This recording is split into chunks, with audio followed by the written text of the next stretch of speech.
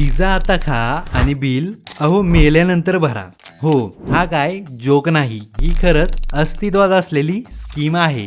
न्यूझीलंडमधल्या hells pizza नावाची एक भन्नाट पिझ्झा चेन आहे. त्यांनी पाहिलं की आजकाल लोक अगदी पिझ्झा सारख्या साध्या गोष्टीसाठीही buy now and pay later वापरतात आणि मग त्या छोट्या सुखासाठी मोठ्या कर्जाच्या जाळ्यात अडकतात. म्हणून लोकांच्या या वेडेपणावर टोमणा मारण्यासाठी त्यांनी लॉन्च केली एक भन्नाट स्कीम, आफ्टर लाईफ पे.